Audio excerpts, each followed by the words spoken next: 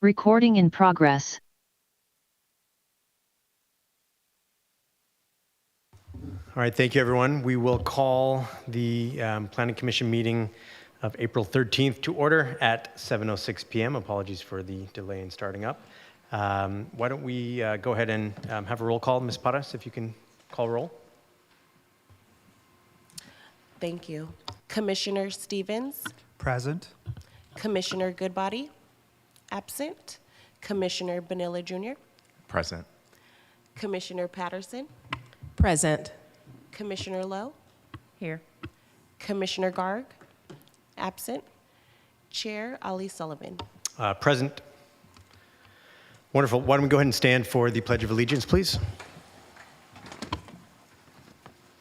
I pledge allegiance to the flag of the United States of America and to the republic for which it stands, one nation, under God, indivisible, with liberty and justice for all.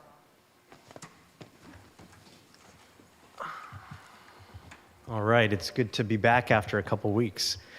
And we have two audience members today, so looking forward to the discussion this evening. Looks like we have a couple items on the agenda, so we'll go ahead and start. The first item on our agenda tonight is for public hearing. Actually, but before we go to that, why don't we see if there's anyone in the public of our two members and or anyone online that wishes to make public comment for the meeting tonight. Of course, anything that is on the agenda for the meeting today is not part of public comment. Public comment is just for items that are not on our Planning Commission agenda for this evening. So I'll open it up. Ms. Paras, is there anyone either in the audience or online that would like to provide public comments? Thank you, Chair. At the time, we have no attendees and nobody in the audience that wishes to speak right now. All right, seeing no one raising their hand, we will close public comment. And we'll move on to our first item, which is agenda item number 1, a public hearing on the fiscal year 2033 capital improvement program. So I believe we have a staff presentation we can start with. Excuse Yes, me, Chair. Excuse me, I'm Chair. going to start it off. Excuse me, Chair. Pardon me? I'm going to recuse myself for this item. Thank you. Thank you, Commissioner Stevens. All right, why don't we go ahead and have presentation, please? Yes, I'm going to start it off. Thank you and good evening, Mr. Chairman and Commissioners. Staff is pleased to be here this evening to present the city's 10-year FY24-FY33 Capital Improvement Program. The development of the CIP has been a process involving many staff over the past months. Public Works and Utilities team have been led by Ellie Lowe and Kate Byrne and included Trang Nguyen and Sharon Hu. As always, engineers and other staff in various divisions have been involved and contributed to the process. Some of them, including Kathy Garcia, Deputy Director for Engineering, and Susan England, Acting Utilities Engineering Manager, are available this evening to help respond to any questions. Staff recommends that the Commission finds the FY24-33 Capital Improvement Program is consistent with the city's 2040 General Plan and recommends its approval to Council. Now I turn this over to Kate Byrne, Senior Management Analyst, to present the staff report. Kate? Thank you, Alex, for that quick introduction. I'd like to start the presentation off by mentioning that this is the third year that the CIP has been developed in the online OpenGov Stories format. And OpenGov Stories is an online budget book development tool that's been designed to increase the user-friendliness and ease of navigation within complex budget documents. It's also intended to help increase the depth with which community members, council members, and other stakeholders can explore a budget. So I'm now going to open up the online book in a separate window to provide you all a quick tutorial of how to navigate it. Just give me one moment while I transition my screen.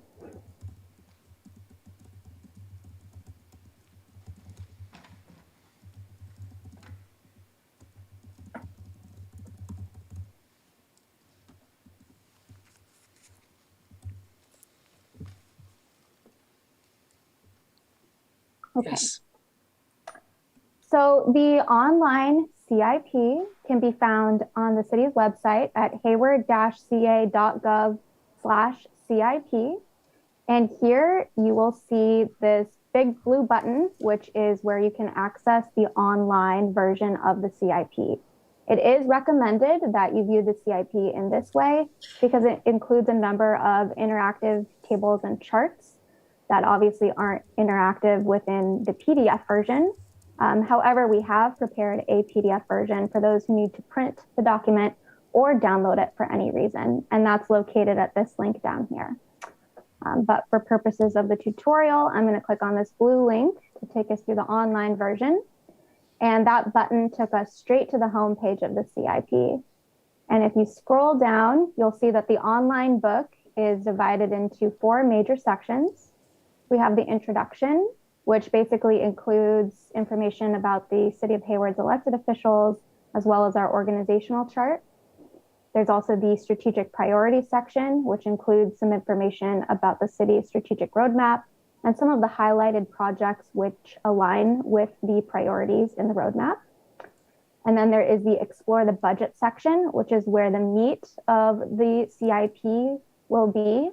And then lastly, there's the table of contents, which I will share a little bit more about later. So for now, I'm going to take us through the explore the budget section. And here, as I mentioned, this is where really the meat of the budget is located. You can see that our total recommended fiscal year 24 ask is $115 million. And across the total 10-year period through fiscal year 2033, it's about $905 million. If you scroll down, there's a section for other key insights, such as our total recommended general fund transfers and our total recommended internal service fees. There's also a section for our total identified and unfunded capital needs. And you can click on these click here to learn more buttons to get more information about all 3 of these items. Beneath that, you can basically choose your path and decide whether you want to drill down into the CIP by fund or by category. So I'm going to start by taking you down the fund route. And here, if you scroll down, you'll see a little summary table that summarizes the various CIP funds and their total budgets across the 10-year period. You'll also see more information about all of the various funds in our fund portfolio hyperlinked below. And you could click on any of these links to learn more about the fund and to see more details about the projects that are funded by them. So for instance, if I were to click on the Fund 405 Capital Projects Fund, it would take me to a page dedicated to Fund 405 and another table with information about all the various projects funded in this fund. And I could click on any of the carrots to see the details of the projects. And beneath that, there are hyperlinks on all of the fund pages for any featured projects that we've included more information about.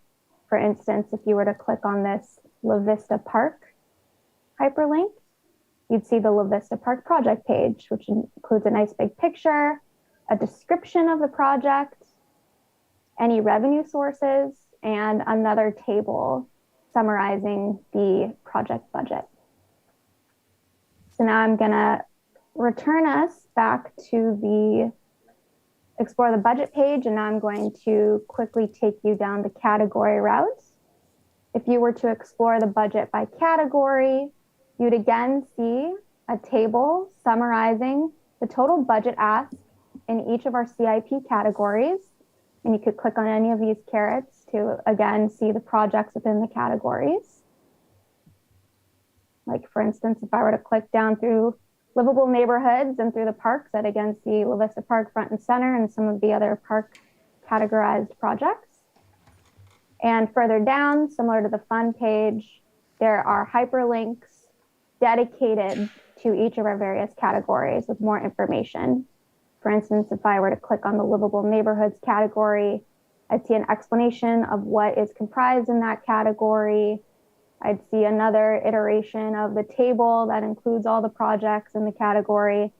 And once again, I'd see all of the various project pages for our featured projects in the category. Now, there are a couple more things I want to point out to you. Caitlin, if I may, can you navigate back to that page if you don't mind? I'm sorry. I seem to have lost you. This is a great resource, but I seem to have lost where you drill down into. Of course. So this is the livable neighborhoods category page, and I got here from the by category path. Does that help? Sorry, from the first page, the introduction, strategic priorities, and explore the budget. Of those three, is it one of those three? I do apologize here. Yeah. Explore the So budget. I clicked on the explore the budget link. Okay. And then from there, I scrolled down to total budget by category. Got it. And then from here, I scrolled down to where it says livable neighborhoods. Perfect. Thank you so much. Of course. And so this includes just hyperlinks to the various featured projects we have, which exist in this category. So now I'm quickly going to show you a couple of our additional resources, which you might find helpful as you're reviewing the CIP. And those are our appendices. So if you're looking for a specific project, and let's say you want to find its budget, but you're not quite sure where to look, you just know the name of the project or some keywords that would be in the title. Your best resource is to look at Appendix A for all project budgets by category. So if I click on this hyperlink, it will take me to a table that's basically an expanded view of every single project in the CIP and its budget. And I can use the Command F feature to find based on my keyword. So if I wanted to find the Fire Station 6 project, I could just type in Fire Station into the Command F tool, and it would pull up all of the various projects that have Fire Station in the title, and I could easily pull up the budget associated with that project I'm looking for. So I'm going to back up and show you Appendix B. If you are similarly looking for a project description, and again, you're not sure where to start in finding it, you just know some keywords that are probably in the title of the project, your best bet is Appendix B. So I'm going to click on this resource. And in this table, this is just another exhaustive list of every project in the CIP and its corresponding description. So if in this table, it's actually configured so that I can click on the downward caret and I can search for a keyword, say La Vista. Okay. And any project with La Vista in the title will show up, as will a brief description in the right-hand side of the table. And in order to clear your query and search for a new project, I'd recommend that you just refresh your page. And then you can continue searching for any additional projects you're looking for. So with that, the final resource I'd like to show you is this table of contents that I promised I'd get back to. There was a link to it on the home page of the CIP, and it's also hyperlinked in every single footer of every page of the CIP. So you should always be able to find it when you're looking for it. So if I were to click on this table of contents, I'd basically see the entire organization and structure of the CIP. This is your best resource if you're trying to get somewhere quickly or to a specific page quickly in the CIP. As you can see, it has those main sections that appear on the home page. It also includes hyperlinks to the various pages within those main sections. And then it also has direct links to the various fund pages, category pages, and all those appendices that I just walked you through, as well as the printable version of the CIP. So with that, unless there are any other questions while I'm here in the online book, I'm going to go ahead and transition my screen back to the core presentation. Appreciate the guidance there on showing us how the system works. Yeah, of course. One moment.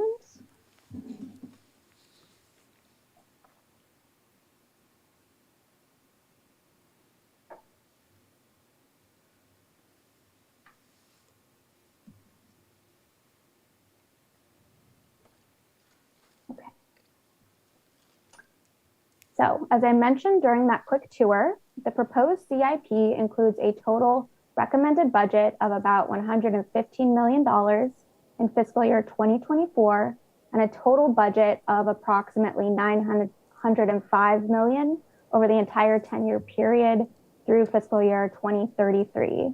The document also includes a proposed general fund transfer of about $2.3 million in fiscal year 24, which is about a $1.7 million reduction over last year. The proposed CIP also includes internal service fees, which are fees that are collected when one city department provides a service to another, essentially drawing down those service expenses from the operating budget of the benefiting department. So the CIP includes a recommended ISF of about $5.3 million, which is roughly $500,000 higher than last year. This slide provides a snapshot of the recommended CIP's budget breakdown by category.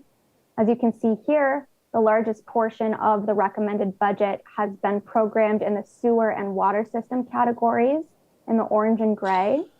These categories encompass a wide range of projects which support the ongoing replacement and improvement of our utility infrastructure, such as our annual water and sewer line replacements, as well as the phase 2 improvements at the water pollution control facility.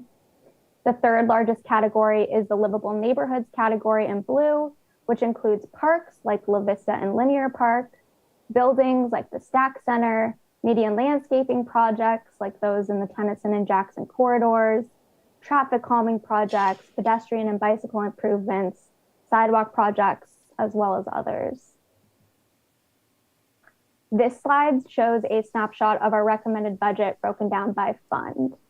So as you can see here, funds with the largest allocation of recommended budget are again in those sewer and water system funds in the orange and gray. And the fund with the third largest budget allocation is Fund 405 for capital projects, which encompasses many of those projects that are also considered part of our livable neighborhoods category, like La Vista Park and the Stack Center.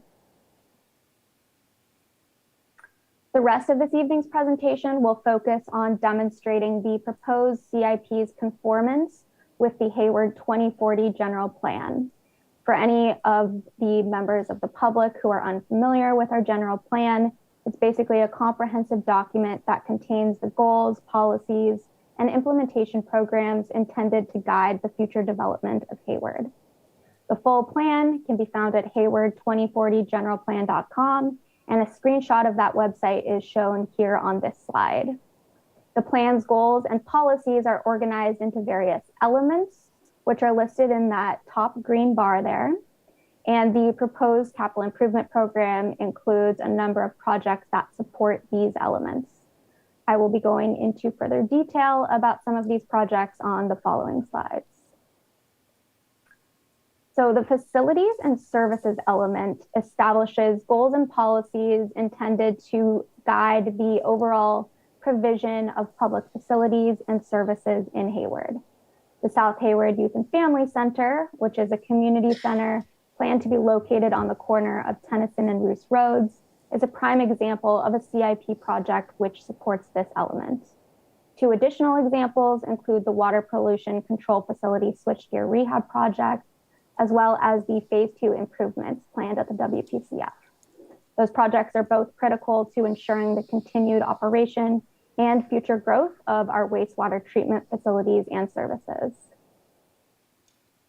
The mobility element of the general plan serves to improve the mobility of people and goods through the city.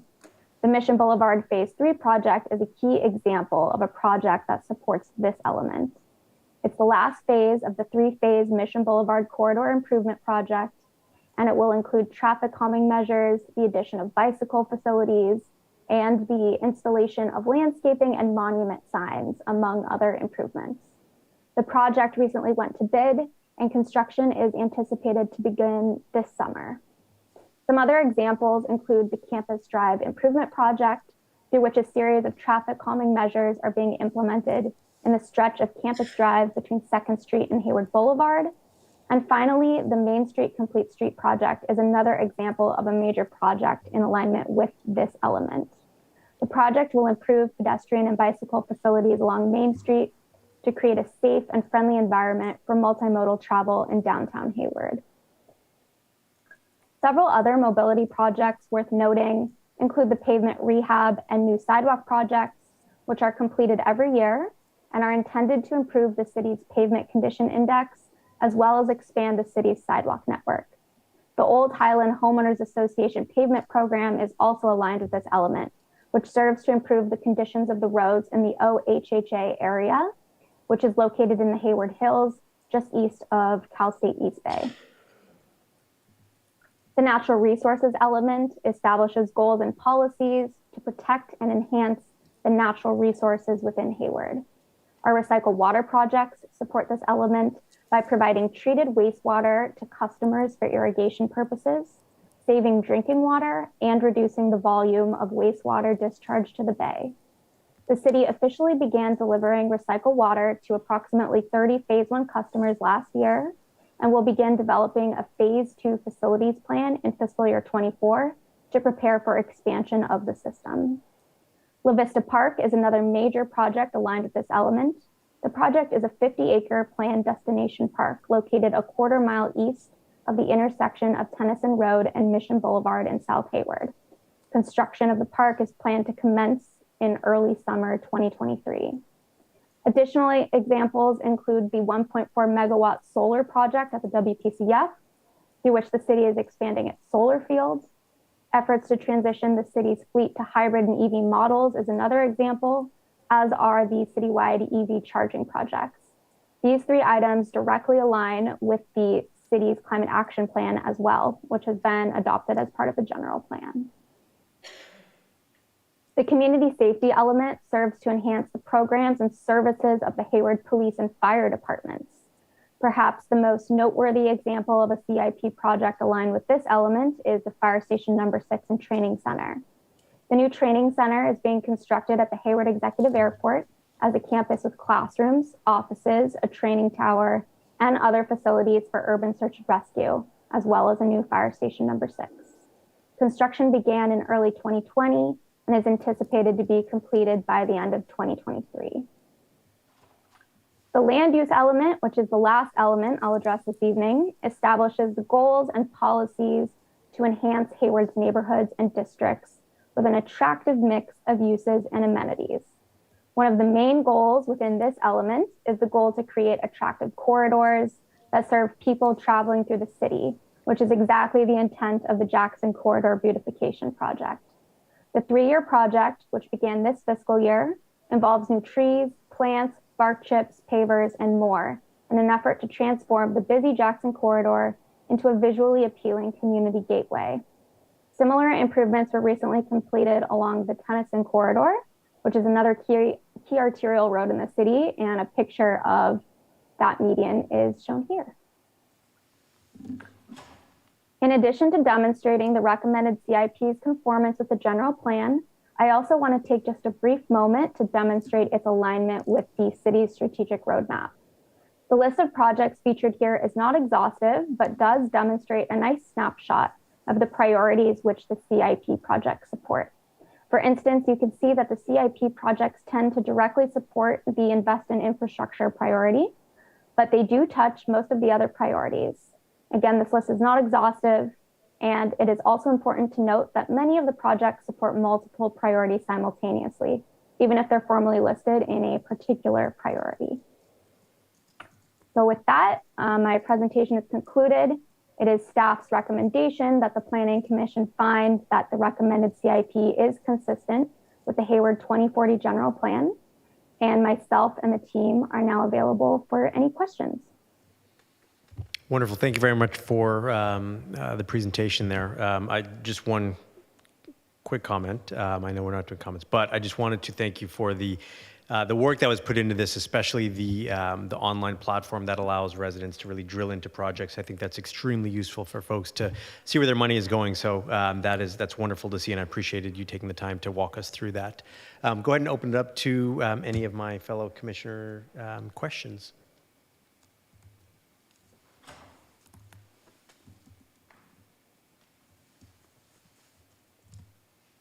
Any questions? I have Commissioner Patterson, please. Thank you, staff, and thank you, Chair. I just had a quick question about the budget, just for my own understanding. So noticing that it was 115 million allocated or projected for 2024, and then looking at the next 10 years at 905 million, and looking at how that would be like $20 million less. Just kind of wondering what the, is that a pattern that you're seeing that potentially less would be needed, or just help me with that, I think. So I'll take that. That is a great question, Commissioner Patterson. The reason for that is that we don't have a clear view of the projects that may be needed, 7, 8, 9 years from now.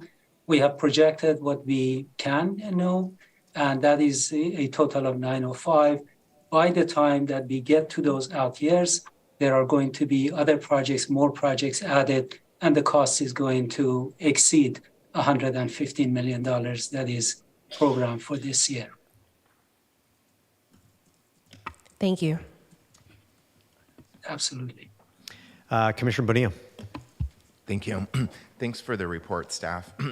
I just have a couple of quick questions. The first one is when I was clicking on the links, so when I went to the appendix and clicked on all projects by category, it says La Vista Park there at the top, and it says fiscal year 24 proposed is 0. Am I looking in the right place for the numbers for La Vista Park? Because I think we said it was a priority project. Ray, I have that exact thing. Commissioner Bonilla, I have the exact question on my notes too, so yeah. Hi, Commissioner Bonilla. Yeah, I can take that. So the budget for La Vista is, you'll notice, primarily in fiscal year 23, in the fiscal year 23 estimated line. So basically, there's just no new budget included to be proposed for fiscal year 24, but there is already an existing budget in the current fiscal year, in fiscal year 23. So do we That's have... exactly right. The total cost for that project is about $35 million. And we currently have $23 million that has already been budgeted in FY23. And we are constantly looking for more money, more funds, more grants. And as those grants become available, those funds become available, we will go to council and ask them to appropriate the funding. Excellent. That was going to be my next question, which is what was the delta and what's needed to fully fund that, the development of that park? But you answered that. And then for the 511 million of unfunded projects, I guess, can you just help us get an idea of how these projects are prioritized and why these projects sort of are below the line? And if there's any potential revenue or funding sources to have these projects funded, we'd be interested in hearing a little bit about. So these are identified needs, and they don't have a priority at this time. The priority is going to come from the city council. So council, for instance, may decide that the priority should be for the public safety center or for corporation yard, or both of them. And at that point, we are going to bring the projects out of unfunded and put them in capital improvement program and get a source of funding for them. Got it. Because I saw some pretty important projects that were sitting in that unfunded category. Absolutely. And then also, for the CIP funds, that was one of the funding sources. I know that some of that's coming from the general fund, but where else is the rest of the money that's in the category of CIP funds coming from? That's a great question. Most of those come from enterprise funds, like water fund, sewer fund, recycled water fund, airport, and so on. There are others that come from the different measures, for instance, local measures, Alameda County measures, Measure B, Measure BB, vehicle registration fees that come to the city for roadway improvements, bike and ped improvements, paratransit improvements. Those are the sources of funding. Some of them are based on grants, and a small portion that we try to minimize every year comes from the general fund. Got it. Sorry, and I'm still just trying to kind of get my head around the CIP, so sorry for these remedial questions. But so when you look at kind of the total funding pie chart, it says, Yes. there's the internal services, which makes sense. There's the special revenues, which makes sense. There's the enterprise funds, which makes sense. But then there's this 25% that's called CIP funds, and it's about 29 million. I was just wondering where those particular funds came from.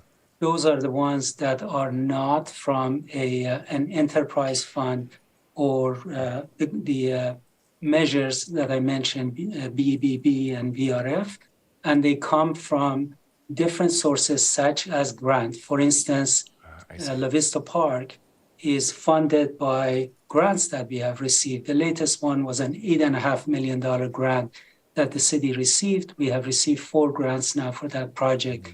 Those are categorized under the CIP. Thank you. Those are all of my questions. Wonderful. Thanks, Commissioner Bonilla. So actually, just to go back to La Vista Park, because both it was highlighted in the presentation and it's a project of interest to me personally. The park, so I see fiscal year 2023 is $22,400,000. In the past, we spent $1.1 million on it. Yes. To clarify, those funds, that $22.5 million is going to be expended in fiscal year 2023. Is that correct? So that project is in the bid process right now. Okay. So those funds have been programmed in 2023, meaning that they are available in 23, 24, 25, until we spend them. The project right now is in the bid process. We have designed it so that it has a base bid and it has 4 alternates. And depending on how the bids come in and how much we can afford, we can go ahead and award the project, and the contractor and the city can spend the funds that have been already programmed beginning this fiscal year into next and the following fiscal year to complete the project portions that we can complete while we are looking for other sources of funding for the rest of the project. Okay, so that's basically the optionality to spend that money in fiscal year 2023, although it might be expended at some future date. Absolutely correct. Yes.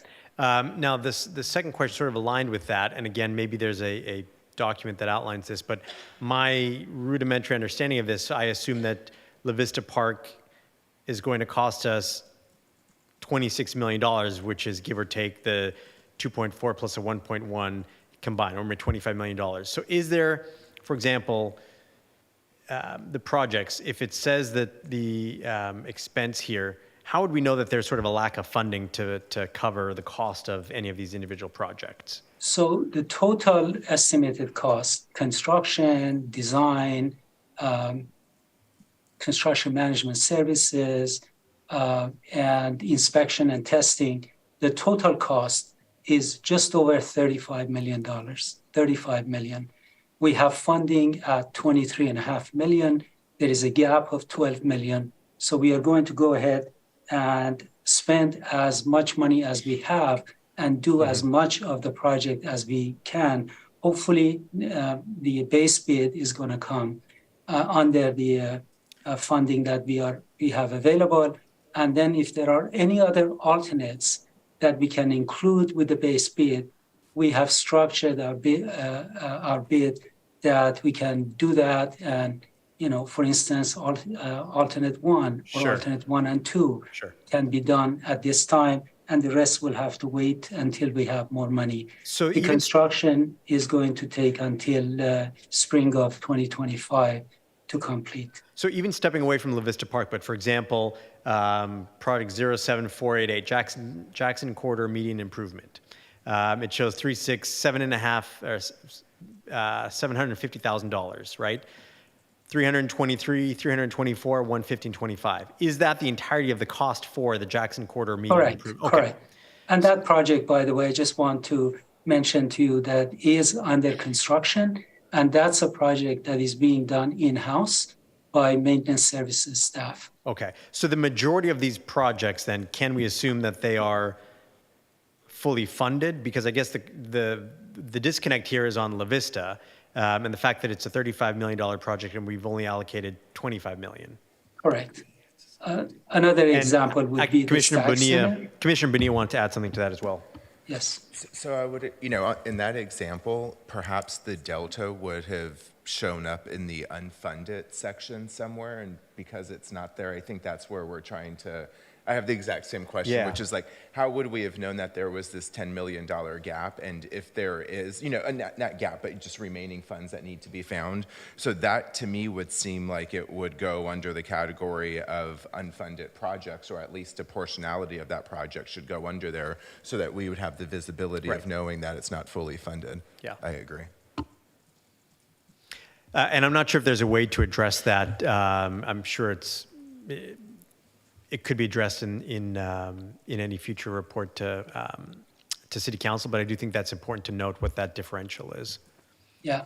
So the challenge there is that that project, when it is in design and there is, you know, engineer's estimate, the project is evolving, the cost is changing. Sure. Every time there is a new cost estimate, there is a, you know, new number, maybe higher, maybe the same.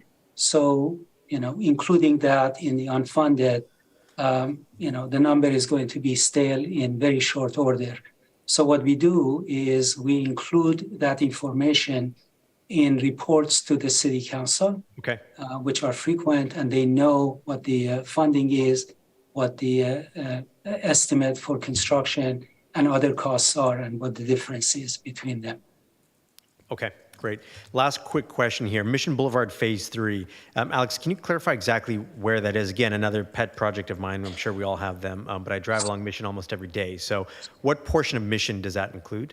So Mission Boulevard Phase 3 takes from A Street in the downtown all the way to the north end of the city at Rose.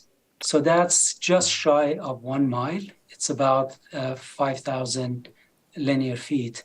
And that's the project. When that project is done, the entirety of Mission Boulevard, all the way from Rose in the northern end of the city to Blanche at the southern boundary of the city, is going to be improved with the same or very similar improvements.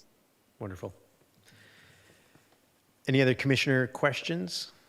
All right, why don't we go ahead and open it up to any public comment on the item? Ms. Paras, is there anyone online who's wishing to provide public comment? Thank you, Chair. At this time, we have no Zoom attendees and nobody here in the chambers. Okay. I'll go ahead and close public comment on this item then. Any commissioner comments? Commissioner Bonilla. Thank you. Great report. I really appreciate this online format. I remember back in the day when it was in PDF and it was a lot harder to navigate. So this was really great. I think that this new approach to making this digital and putting it online has really helped clarify the alignment with these projects and the strategic priorities of the city, which I think is very important since those are, you know, set by council and informed by really our community. And the other thing I also appreciate is just kind of making sure that these projects are continue to be looked at through the lenses of equity and inclusion within our community. So for an example, where we have landscaping median replacements of trees and shrubs, you know, just making sure that those replacements aren't only happening in more affluent parts of the community, but that it's happening in, you know, equitable, it's happening in an equitable manner across all of our city, and in particular the areas that perhaps haven't had that replacement in the past. But overall, I think this is great. I think it's very comprehensive, very user-friendly. It's aligned with the council priorities. And after the commissioners go through additional comments, I'll be ready to move the item. Any other comments? Commissioner Lowe, Commissioner Patterson? None? Well, I will just echo the comments here. I think the presentation was obviously, aside from the amount of work that goes into the quantitative piece of this analysis, I think the qualitative presentation, particularly the online platform, is extremely helpful for folks to be able to navigate. I also am, of course, we all have our sort of pet projects, and I was happy to see that there's a lot of the land use elements and corridor beautifications, because I think that does a fair amount for building in that level of community pride when you see your streetscapes beautified. And so I appreciate some of that work. And of course, obviously, we'll be happy to see La Vista Park as that starts to break ground later this summer. So with that, I actually will jump in front of you here, Ray, and I will make a motion that we, as a commission, make the finding that the capital improvement program for 2023 to 2033 is indeed consistent with the Hayward 2040 general plan. A lot of numbers there, but finding that the CIP program is consistent with the general plan. I'll second. We have a motion and a second. Wonderful. Ms. Paras, if we can take a vote, please. Thank you, Chair. Commissioner Stevens actually excused herself. Commissioner Goodbody, absent. Commissioner Bonilla Jr., Yes. Commissioner Patterson, Yes. Commissioner Lowe, Yes. Commissioner Garg is absent, and Chair Ali Sullivan. Aye. Thank you. Wonderful. And I'm not sure if Commissioner Stevens is watching in the back, but maybe if someone can grab. Wonderful. Thank you so much. Thank you very much. We appreciate it. Thank you very much, Alex. Appreciate the time and the intelligence on this. Thank you. And to your team as well. All right, we will go ahead and move on to our second item of the evening, which is a work session item. So these are obviously non-action items. We'll have discussion, but there won't be any vote taken on this item. So as Commissioner Stevens rejoins us, we'll go ahead and open up the second item, which is the Hayward residential design study. So I believe we have a staff report. Yes, thank Elizabeth? you. Wonderful, thank you. Good evening, commissioners. Again, Elizabeth Blanton, senior planner. This evening, Taylor and I are back to once again talk about the Hayward Residential Design Study. And when we last spoke to you in February, we focused on recommendations related to parking. So tonight, we'll be reviewing options and recommendations for all other facets of residential design. So that includes building heights, setbacks, massing controls, architectural features, and open space requirements. And as the chair just explained, just like last time, tonight's item is just a work session, so we won't be asking you to take any specific action, but rather we'll be looking to collect your feedback on the recommendations contained within the report. And with that, I'll turn it over to Taylor to kick us off. Good evening, Planning Commissioners. I'm going to start tonight's presentation with some background on the project and relevant state housing law to help frame our discussion today. As a reminder, the Hayward Residential Design Study has two main focuses. First, to correct inconsistencies between the Hayward General Plan and some of the city's single-family or RS zoned parcels. And secondly, and that'll be the focus of tonight's discussion, is to provide the city with the opportunity to develop more detailed objective standards for residential development. Currently, we are in the middle of our project. Our consultant team, specifically WRT, has developed a technical report which analyzes our current standards and provides options and recommendations for new objective standards. Following tonight's work session, we will come back a few more times later this year with draft zoning amendments and for final adoption hearing. As a refresher, let me summarize the feedback we have received to date from the Planning Commission and City Council. The feedback included having standards that addressed building massing, including height and setbacks, frontage treatments, and the relationship between new and existing development, all while still promoting the development of housing within the city. In addition to the feedback from the Planning Commission and City Council, we have also received lots of feedback from the Hayward community. The community stressed the importance of having standards that allowed for a variety of architectural styles, discouraged bulky buildings, encouraged well-designed open spaces, and created a relationship between new residential buildings, the street, and neighboring properties. The feedback from the decision makers and the community was used to help inform the options and recommendations that will be presented later today. As all of you have heard me say several times tonight, and I'm sure my colleagues will say several more times tonight, we've been using the term objective standards, and I just want to clarify what that means. State law defines objective standards as standards that involve no personal or subjective judgment by a public official and are uniformly verifiable by reference to an external or uniform benchmark or criterion available and knowable by both the development applicant or proponent and the public official before submittal. Said differently, it means that anyone reading the standard should have the same understanding of what is required. Under several state laws, including Senate Bill 330, residential development must be approved if the project meets all objective standards. In addition to objective standards creating a transparent and predictable review process, they are necessary to ensure that the development of housing within Hayward is attractive and accessible. Another notable component of SB 330 is that it prohibits jurisdictions from adopting development standards that would effectively reduce the residential density that is currently allowed by the general plan and zoning ordinance. With that, I'm going to pass it back to Elizabeth to share findings from the analysis of our current residential development standards. Thank you, Taylor. So the middle portion of the options and recommendations report consists of an analysis of a series of test sites that are located in the single-family residential, medium-density residential, and high-density residential zoning districts.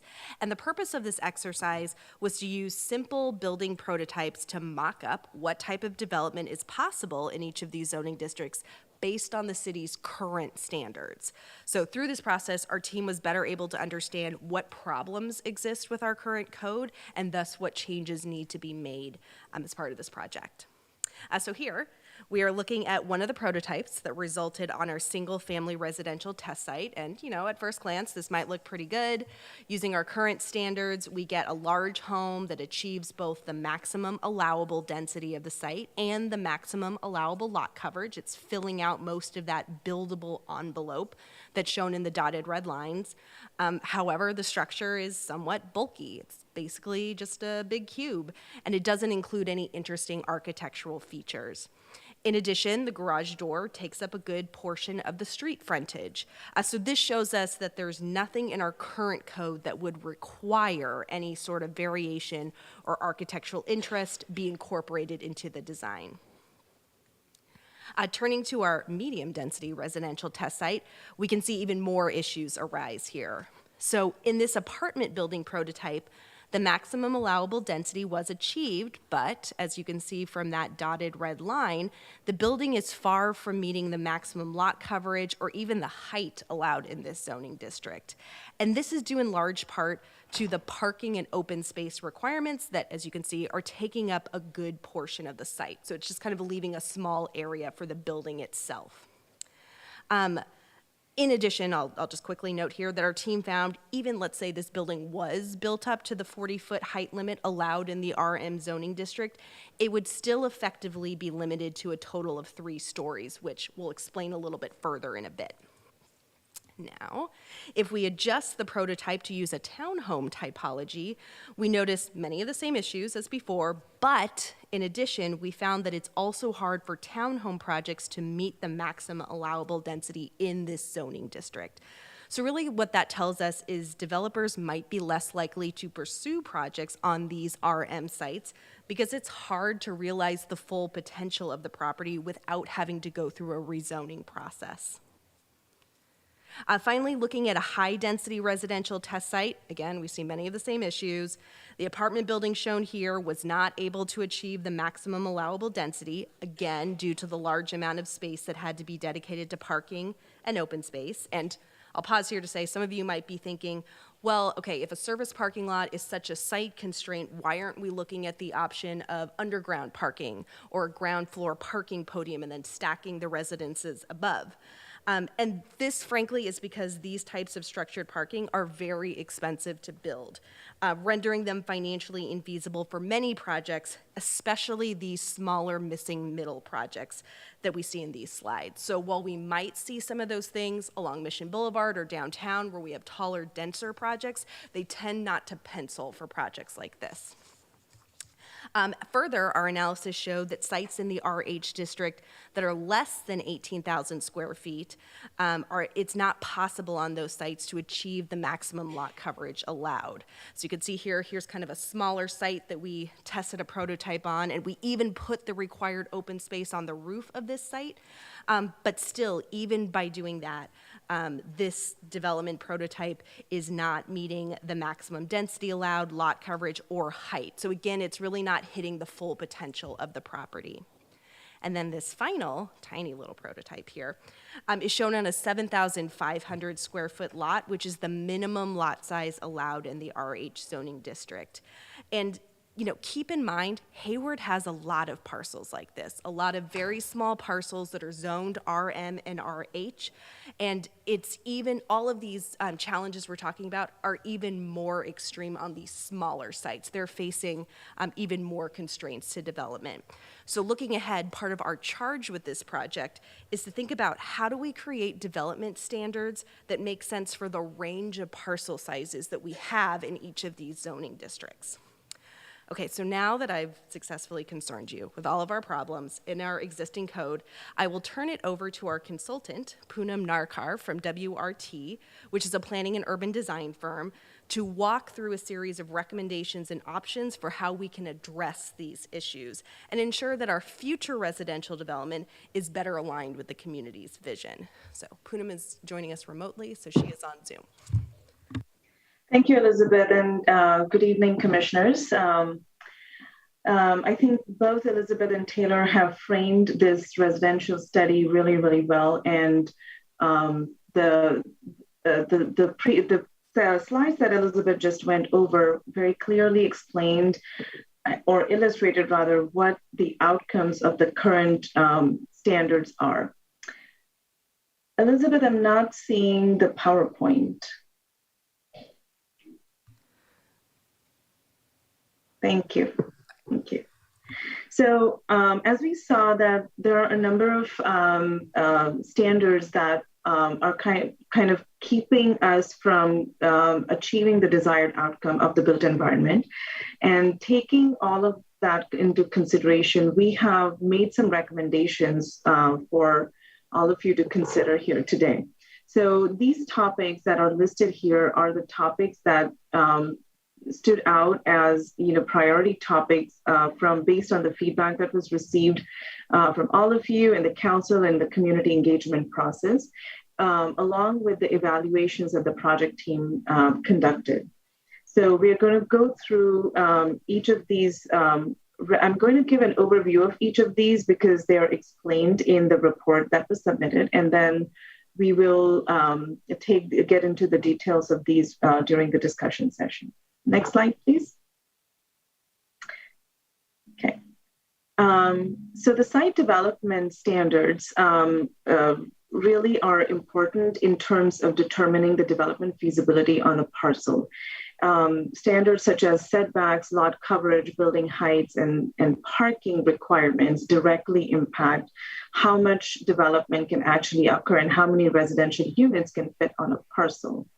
We are therefore recommending that instead of applying blanket standards to all the parcels within a zoning district, because as Elizabeth mentioned, there is a pretty wide range of parcel sizes within each zoning district, we are recommending that some variations are included based on parcel size, lot widths, width of the street that the development is adjacent to, and the height of the building.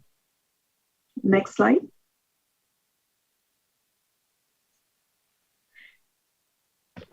Maximum allowable building heights work together with site development and other development intensity standards such as density limits and or FARs to regulate the overall urban form within a neighborhood or a district. The building height limits also directly impact the number of units that can be built on a parcel and the quality of those residential units. The current height regulations within your RM and RS zones only establish maximum heights in feet, whereas the Downtown and Mission Boulevard Code have height regulations that establish both maximum allowed number of stories as well as maximum number of feet.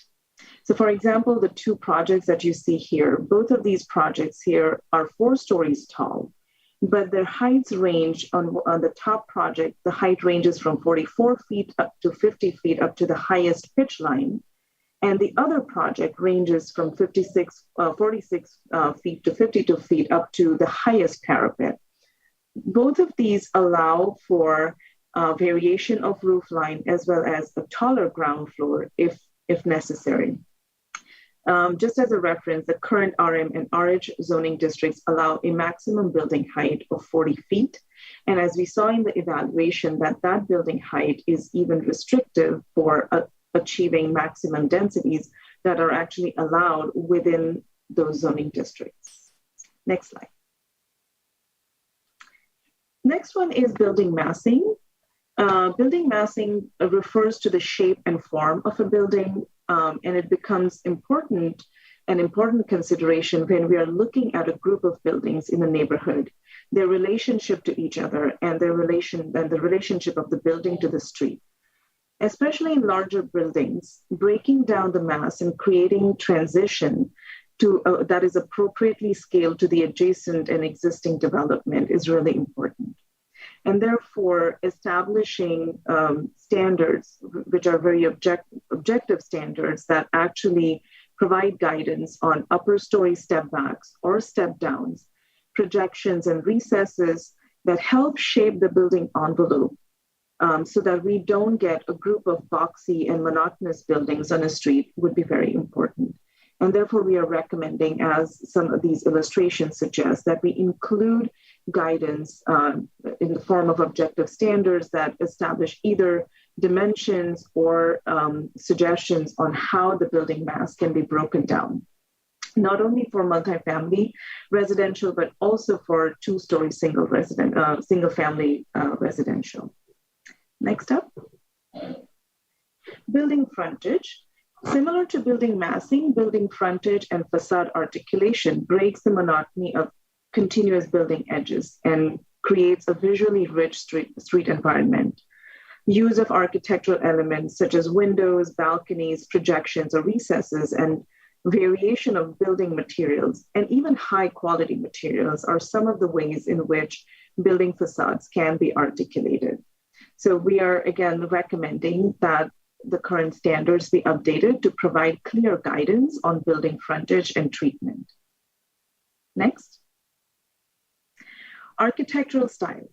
The recommendation for architectural style is to not get too prescriptive around a particular style. The existing buildings in Hayward form an eclectic style.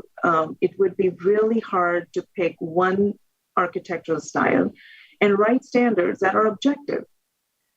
So we are recommending that there be a diversity of architectural styles is allowed, and to create variety and interest within the neighborhoods. It also allows for evolving construction technology, new building materials, and aesthetic preferences of the future to be accommodated. So as long as good design principles are established through other standards. Next. Open space.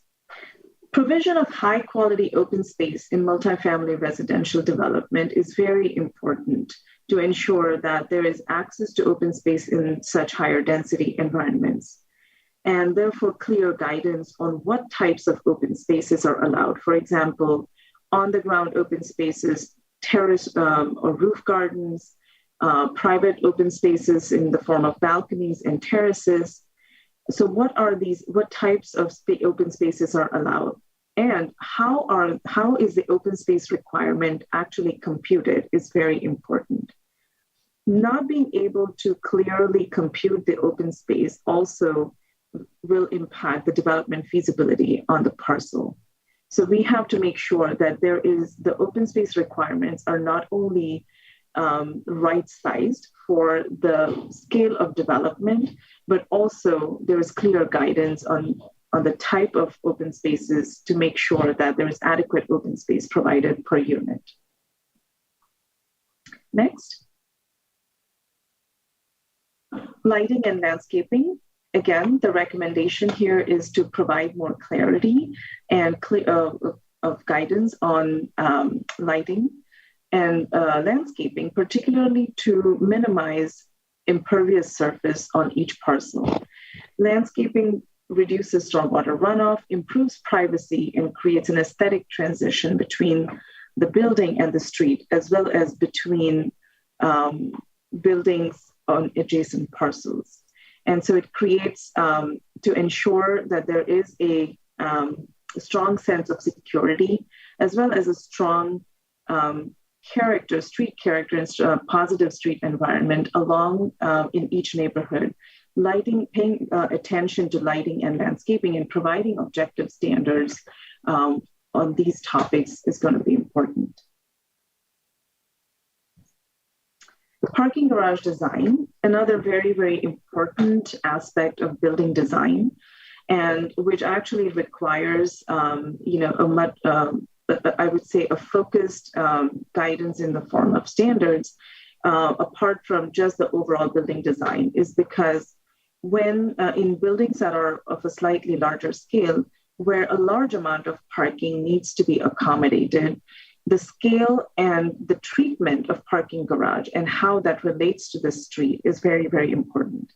As you will see in the picture, the top picture, which is a multifamily residential with a parking podium, the way it is treated here is to make sure that the parking garage has a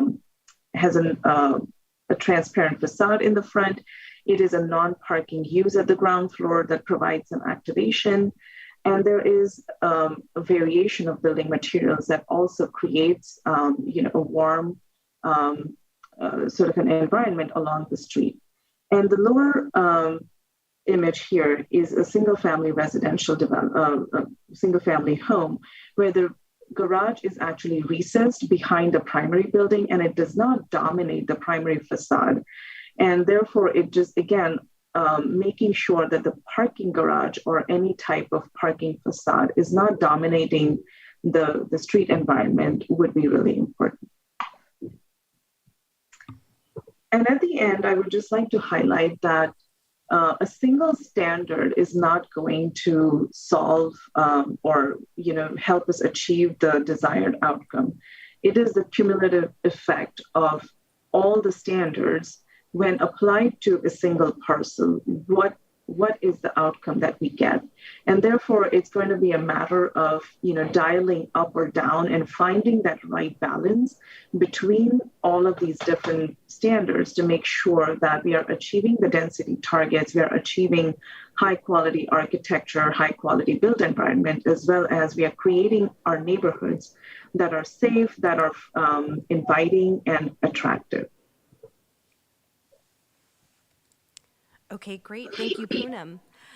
Quickly, before we get to the discussion portion, I wanted to let the commission know that in addition to the work session we're having with you all tonight and that we'll be having with council on Tuesday, we're also shopping these options and recommendations around through a series of virtual focus group sessions.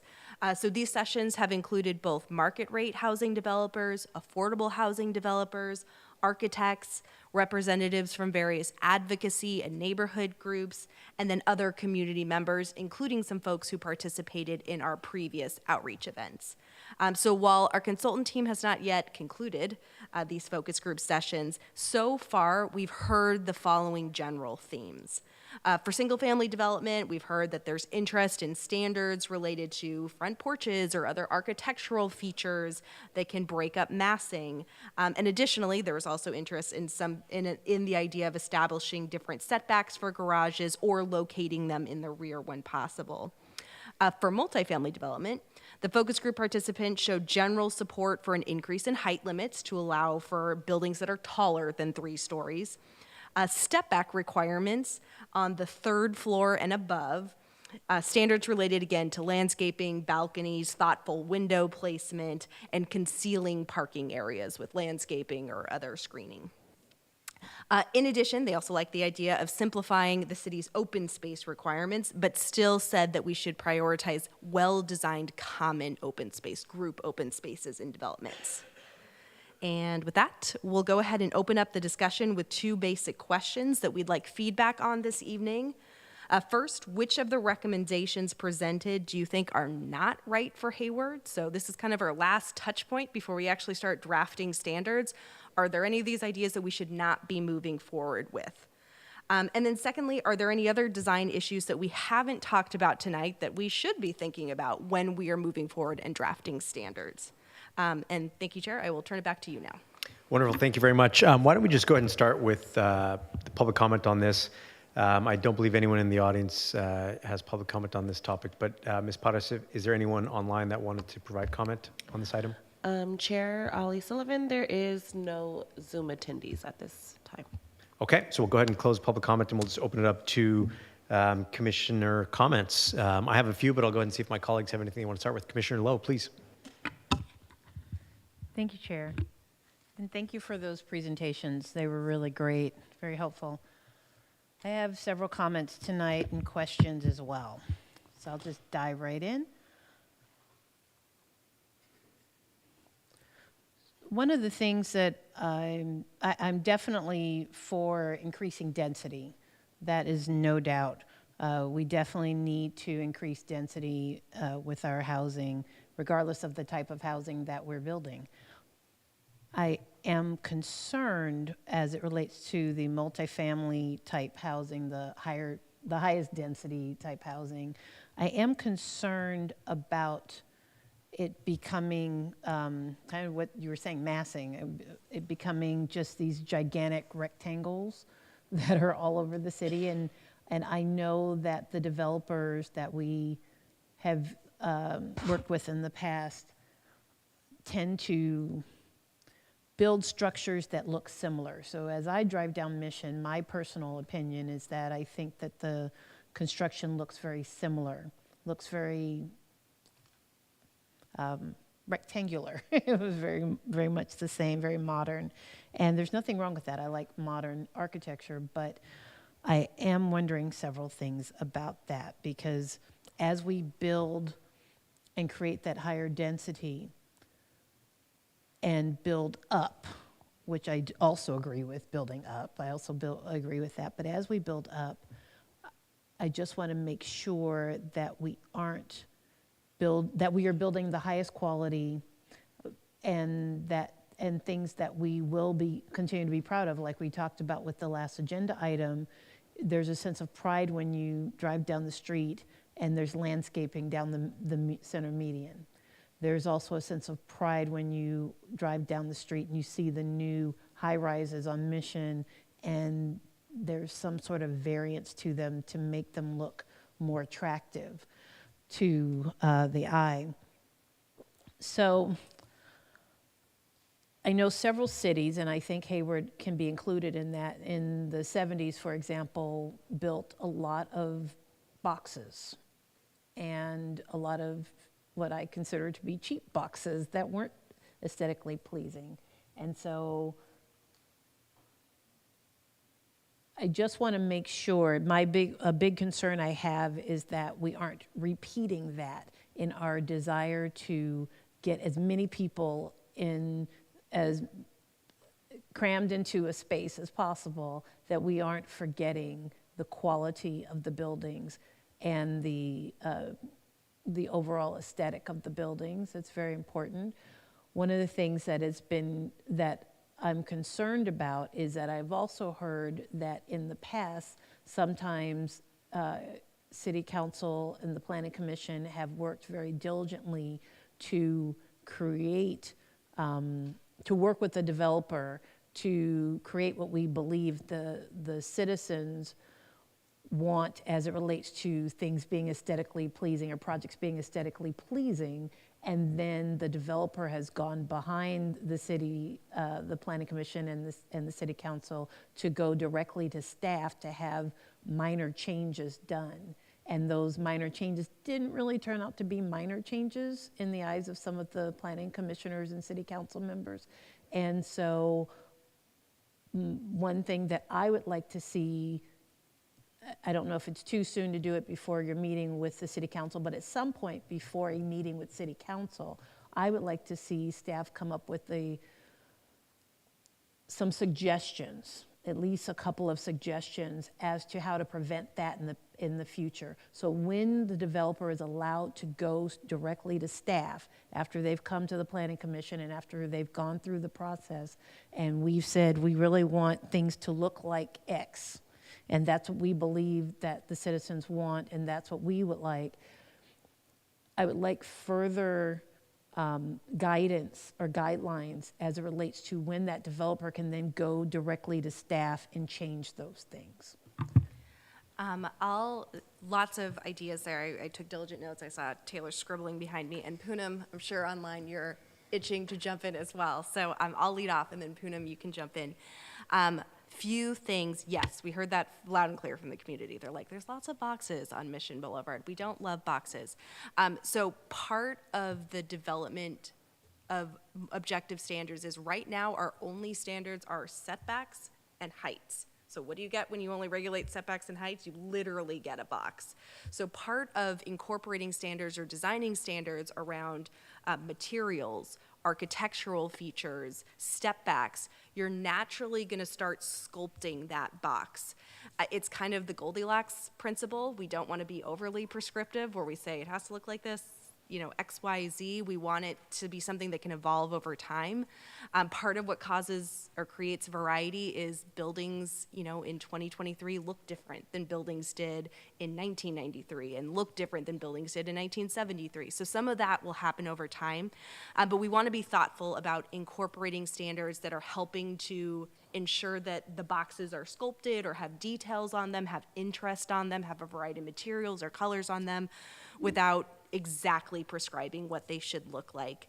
And then as far as the second part, with thinking about, and you're right, that happens all the time where a project is designed, it's entitled, that we have pretty detailed plans at the entitlement phase, but things change. There are supply chain issues, that materials might not be available.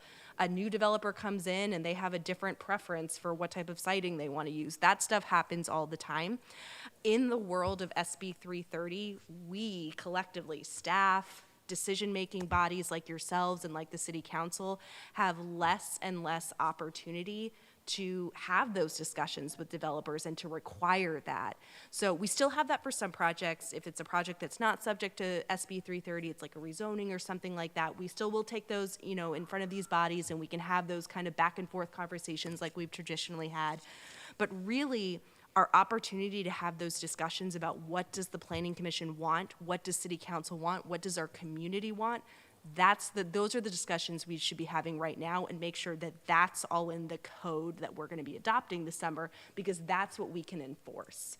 At the end of the day, in the world of SB 330, and different people have different thoughts about it, if a developer comes back and says, hey, we want to make a change to this material type, or we want to make a change to the way this part of the building is configured, if that's consistent with what the code allows, we collectively don't have a lot of ability to deny that or to say, no, you need to stick with the original plan. So we need to make sure that these regulations are specific enough, without being too specific, Goldilocks them, so that this is the process where we really can have a say, because in the future, these regulations are gonna have to speak for us. And Poonam, sorry, that was a very long answer, as our design expert, do you have anything else you'd like to add? I think, Elizabeth, you really covered all of it really well. I would just maybe add one nuance, because you mentioned SB 330, and in the context of SB 330, when a number of exemptions and waivers are requested, there are ways, in the objective development standards where we can actually include options that that need to be. There could be a list of different ways in which facade articulation can be done. So, for example, without being prescriptive about what materials to use, there can be a list of materials that the developer can pick from, or there may be a requirement for, change the building materials, or use at least 2 different building materials at either within a certain span of the building. So there are some ways in which we can ensure that building material variation can happen, where windows, a rhythm of fenestration is established. The building envelope is shaped, and I think those are the things that we really, that is the purpose of the study session, is to talk through what those options are and what are the things that for the Planning Commission you feel we need to prioritize when we are writing the standards. Thank you for those answers. I really appreciate that. To follow up on that, I understand that with SB 330 we are very limited. I do understand. I just want to make sure that where the Planning Commission can have input, that we do have input. And for example, if with the design where the garage is set back, or where with some of these new proposed changes, it seems to me like the developer is more likely to make more money because there'll be higher density. And if the developer is likely to make more money, it would be a nice trade-off for us to have certain things to make it more aesthetically pleasing. And what I'm saying is, if they're being allowed to make more money, I would certainly love for Hayward to get more benefits with either the open space or the architecture or something. And I would rather have the opportunity to give options than to just say, well, SB 330, we can't do anything. They get to make the ugliest building that they can, and we can't say anything about it. So I'm just hoping that there can be some way of presenting to City Council some options that will allow us to have some sort of control over that. And if it is just giving them options, I'm okay with that. I just want to make sure that they can't circumvent the process by going through the process and then just saying, oh, now we're going to have a box, and that's all you're going to get, and you can't do anything about it. Yeah, no, exactly. That's something our consultant team has talked about a lot. And thank you, Poonam, for bringing up that idea of the options table. That's something that's really popular in a lot of communities because, again, we want to give the developers flexibility to have different types of designs and styles, but we also want to have control over what those options are. So that's kind of the happy medium. So maybe for some of our standards related to architectural features or types of materials and things like that, what we'll bring back to you in the draft regulations are, okay, our team took a stab at what these options should be. Let's help massage these into what's appropriate for our decision makers, per our community. So that's one thing I'm hearing. It sounds like that's going to be a good option for us, a menu of options for some of these different topic areas to allow flexibility, but then to also let us dig down into the weeds as a planning commission, as a city council, as staff, as to what those options should even be in the first place. Great, thank you. Thank you, Ms. Blanton, and thank you, Chair. Of course, thank you. Commissioner questions? Commissioner Stevens, please. Look forward to these. Thank you, thank you. Thank you for this most excellent, this great presentation and the great report. And I just want to disclose, I've worked with Ms. Nakar for many, many years and really glad to see she's working on the project. I just want to ask a couple quick questions. Regarding building massing, I'm assuming when we get the recommendations in draft, there's going to be some very specific criteria related to percentage of upper floor facades that step back and maybe changes in the plane, the facade plane, things like that. Very, very specific, right? Yeah, that's our recommendation. We haven't quite drafted the specifics yet. We first wanted to get a sense of, is that what you're all looking for? And it sounds like yes, in your case. Yes, very, very, very specific standards related to that. And I'd love to see something like a ratio of like building width and building height versus step back on different elevations of the building, not only in vertical, but also in facade, the plane of the building. And then in the building frontage and sort of the facade improvements, I think it's really important that the standards require that there's a differentiation sort of in the ground floor, the middle floors, and the top floors. And I think that could be done, and it could be described by scaling them different, maybe using taller windows on the upper floors or some other form to actually create some character on the facade. And I think Ms. Nakar mentioned this, and I think it's a really excellent idea. All buildings should have a requirement for their frontages to have multiple different materials. I would say at a very minimum, at least 2, and they need to cover a certain percentage of the building. And so, I was thinking a lot about this, and I think it's really right to talk about not mandating an architectural style, because I think as you mentioned, things have changed over time. But I think there's a need to create some sort of like a points rating system. So for instance, like if you're going to present a building, any building that's going to comply with these objective standards needs to, score 20 points. And maybe we give criteria, like maybe an arcade. Maybe we really like arcades, and if the arcade, fits 80% of the building frontage, it gets 10 points. And maybe like a decorative element, like a cornice or something like that, only gets 3 points. So there could be a whole range of a point system and some illustrations that clarify what those are, and very strict criteria to what percentage of the building those cover. And then I liked the recommendation for lighting, and I think lighting has 2 facets. One, I see it as security lighting, but I also see that lighting makes an architectural statement, and I'd love to actually see architectural lighting as part of the points system, because I think that can really make a change on a very bold building.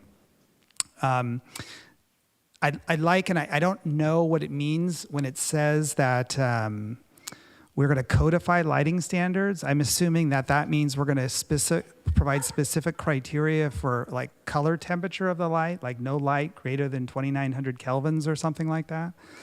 I think that's a really, really great idea, and I'd love to see what that looks like. I sort of don't agree with on page 23 where it says require surface parking lots to have stormwater systems such as bioswales along with landscaping and trees. So stormwater quality is a requirement that the city has to comply with, and all developers have to comply with that. So I wouldn't overcomplicate this document with an existing standard. But I guess if our standards for surface parking lots or other surface features don't have a minimum tree cover requirement, and they do, okay. So I think that just complicates things. And then the other thing I was thinking about, and we've seen this a lot in the last 3 years that I've had the privilege of working in this body. We've seen a lot of large-scale, dense developments that don't have a lot of great articulation in them, adjacent to more modest buildings. And I think that while you might be able to articulate the building or create architectural styles with setbacks that could make it less imposing, I would be a fan of requiring a large-scale building to have some form of landscape buffer between this new building and an existing facility. Other than that, I'm really excited by this. I love where it's going, and I'd love to see the details. So thank you very much for all the great work. Commissioner Stevens, just a point of clarification. For the landscape buffer, would you want to see it between like buildings of the same size or between buildings of different height? Like where would the landscape buffer be appropriate? I think it's between a very high density structure and something that's a low density structure. I don't see too high density or medium density structures requiring the buffer. As a transition between taller buildings and maybe lower height buildings. Even. Correct. Just to create that, to break the imposing barrier there. And I think actually Los Gatos actually has a really good objective standard that helps to illustrate this concept. Thank you, Commissioner Stevens. Commissioner Patterson, any comments? Wonderful, please.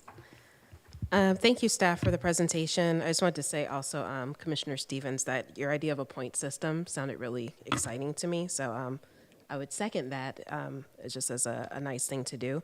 So really to answer the questions that you posed to us about which options may not be right for Hayward, there really were none that I felt were not right. I did have some questions just around the building height, just because I noticed that there were two statements made which felt a little bit contradictory to me, and it may just be my learning around this. I just learned the word fenestrations reading this today, so forgive me if I'm just not understanding this correctly.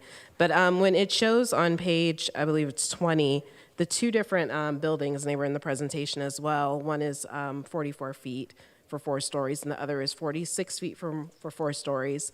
And it mentions it could be made to accommodate architectural elements, whereas on the previous page it talks about increasing height for maximum density. And so I'm just wondering at what point are there actual like regulations around what the height increase for architecture and for height and ceilings versus for density, which is what I think we're more interested in, even though of course the architectural pieces are beautiful and important.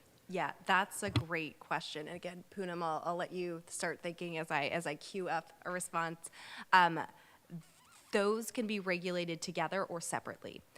We already have some standards in our code that do allow like additional height for certain architectural features. It's very limited. It's like if you have a cupola on top of your building, you can have an additional X number of feet, for example.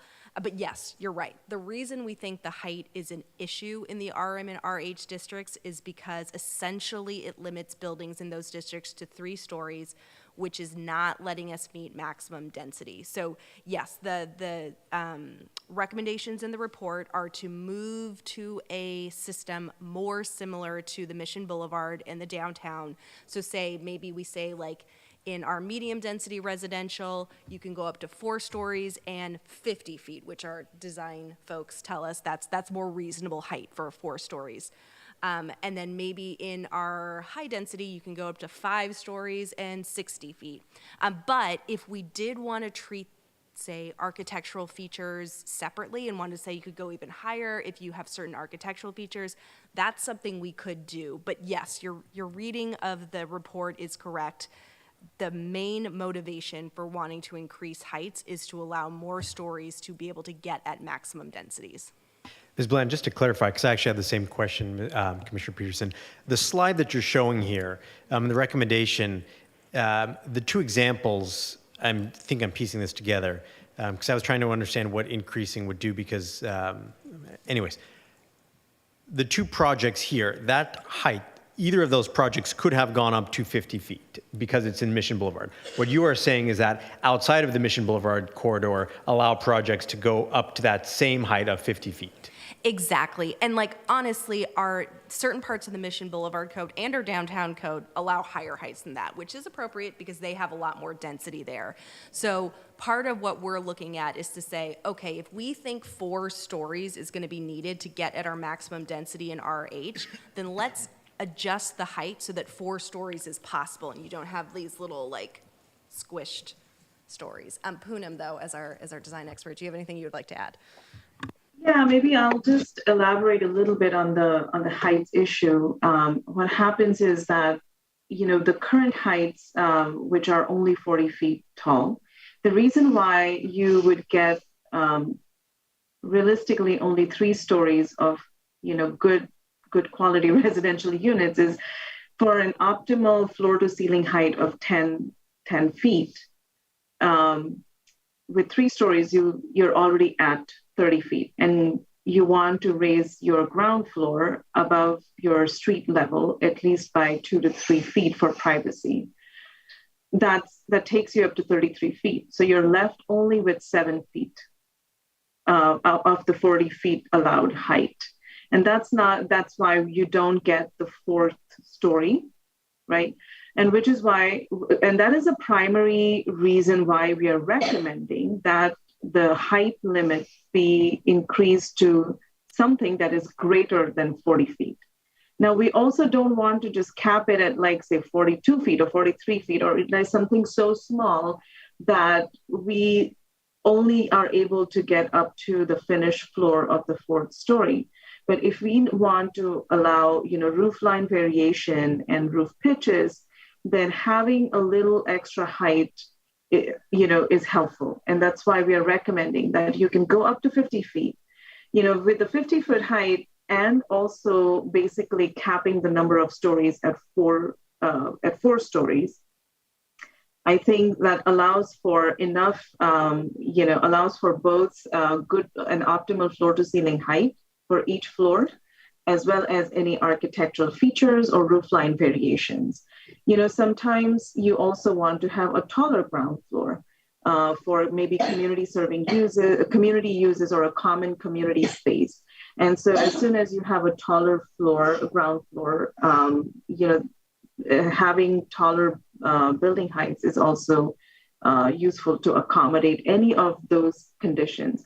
And we have to think about this is that these are citywide standards, right? And we cannot predict exactly what type of project is going to come. So we have to create standards that allow for a wide range of projects to be built without having to, request any waivers, right? So which is why we are suggesting a 50-foot height. And we can study that a little bit more in detail if the commission is interested in that. But in general, I was also going to speak to the separate standards for architectural features. The intention of the objective standards is to streamline the process, right? So the fewer standards we have, but clearly written, the better it is. So if we don't have multiple standards that somebody has to refer to, it's better. So if we can just increase the overall height limit to, for example, 50 feet, that allows for architectural features as well. So you don't have to write a separate standard to regulate just the architectural features. Thank you. I think part of my question is just my slight worry that a developer may take advantage of something. So if there's no room for that, that's fine. It's just, to me, seeing the two different things. One is about the actual density and one being about architecture. It just felt like, is this an opportunity for them to use something that we're intending for one purpose for another? But it sounds like it's pretty standard, so. And maybe, the way the Mission, and I'm just thinking out loud here, so the way the Mission Boulevard code is written is, depending on if there's a major site plan review involved, it says you can do 4 stories up to, and I'm not going to quote, 55 feet or something like that, and then it's 5 stories up to 65 feet. Perhaps we can craft a standard that says if your building is 3 stories, it can go up to this height. If it's 4 stories, it can go up to this height. Again, Poonam is our expert here, so we will look into options like this as we're crafting standards, but if we're concerned about height being used for purposes that we wouldn't want it to be used for, we can look at what other cities have done. That's the nice thing about objective standards. It applies to everyone in the state. We don't need to reinvent the wheel here. We can kind of see what's worked in other jurisdictions related to that, because height is a hot topic button in a lot of places. I'm sure there's been some good thinking about this. Thank you, Commissioner Patterson. Commissioner Mudia, any questions, comments? Just briefly, not too much more to add, but the first question, do I think any of these are not right for Hayward? Like Commissioner Patterson, I think that these are pretty good. I think, when we've heard from developers over the years, a lot of their confusion or a lot of the swirl has been related to some of, lack of clarity in a lot of the areas that are being clarified here. So I really appreciate sort of the responsiveness to that and to really allowing these standards to be objective, but also to have the flexibility that allows for a wider range of projects within the city.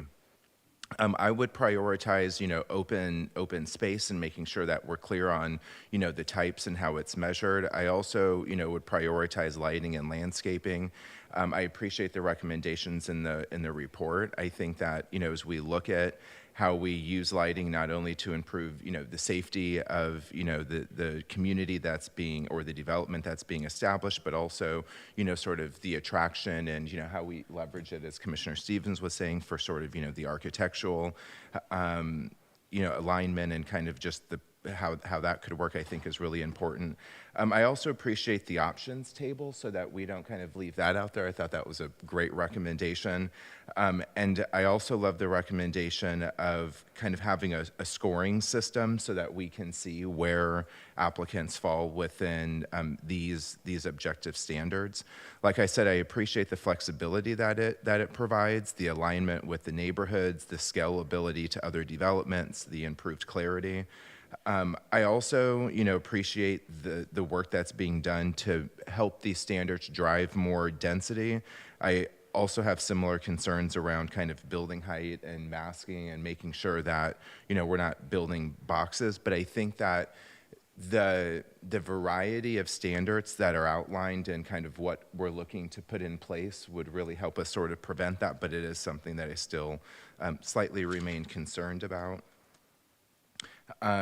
And outside of that, I also agree about, the parking garage design and having that not dominate the street or, the kind of the street views. So outside of that, I'm really pleased with kind of what we're seeing here, and I think it's going to move us in a direction that's going to help developers be more clear and hopefully expedite the development of these projects and our reviews and the deliberations that we have, because so much of this stuff can be so objective. So making this more kind of codifying this in the code, I think, is a really important next step. So thank you. Thank you, Commissioner Bonilla.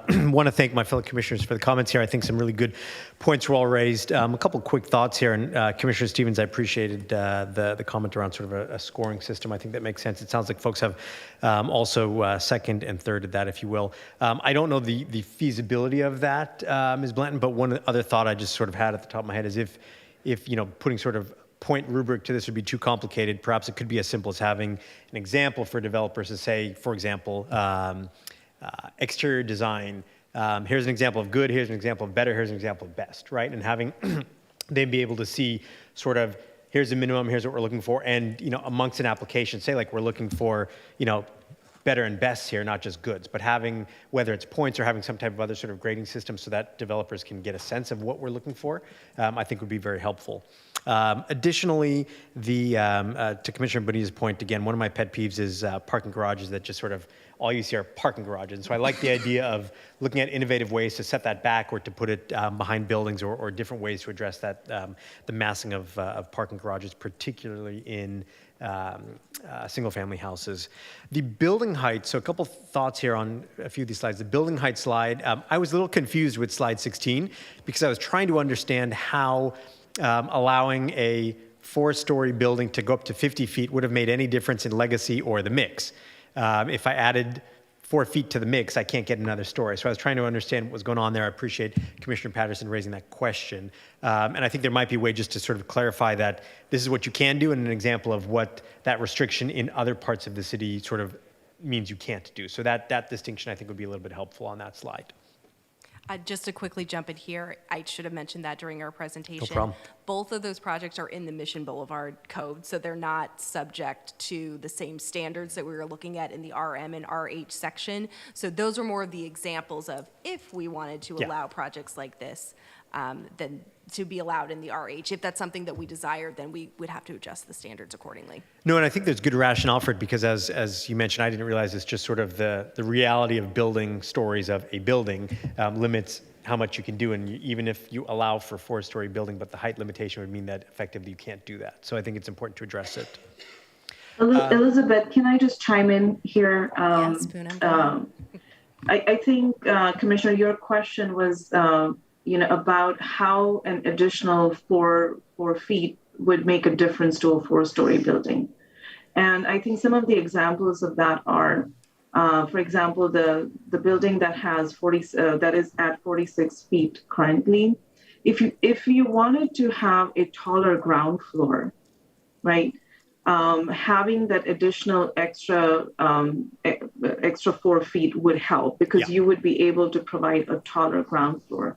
So a taller ground floor, in this case, this may be this is, I think, a mixed-use building, but even if you don't have, non-residential or like a retail use, if you want to have a common community space, or a business center or maybe a fitness center that belongs to the development itself, having taller ground floors just really creates a much better space, right? So that is one example of, how having some additional 4 feet would be helpful. The other example is, these days there is, the technology has evolved to accommodate vertically stacked parking, right? And if there are 2 tiers of vertically stacked parking, basically what it does is that you automatically double your parking capacity within just one floor, but you do need taller, 17 to 18 foot tall ground floor clear space. So that just having that extra, just those many extra feet gives you the flexibility to make certain choices when you're developing the project. Appreciate that context. Let's see, 2 other questions or comments here.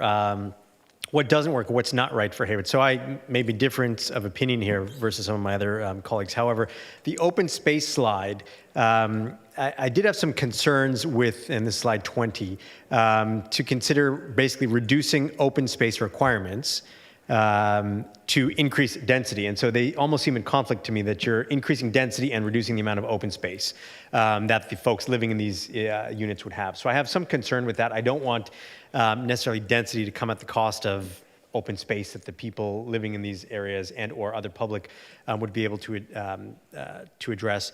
Also have some concerns about allowing setbacks to count as open space if they're usable.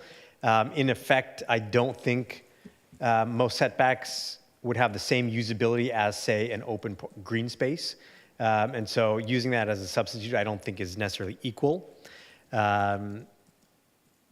So just some thoughts on the open space piece. And then finally on lighting and landscaping, agree with comments that my other colleagues made here as well. Question I had for you, and I hate to be that guy who says, I saw a video on Facebook, but I saw a video on Facebook, it was probably somewhere in Europe, of permeable parking and permeable pavement. Have we given any thought into that? Because I know we're talking about parking and then needing to have space for runoff. Is there a way to combine the two? And that would allow you to have better usage of your space. So have we thought about sort of innovative ways for surface parking, either have permeable surfaces and or any other ways to beautify the parking space? Because parking is black pavement. Are there ways that we can have as part of our standards additional requirements around pavement or coloration or things that would sort of make the parking space a bit more attractive? Yeah, that's a great suggestion. We haven't talked about it specifically yet, but we can certainly look at it when we're looking at draft standards.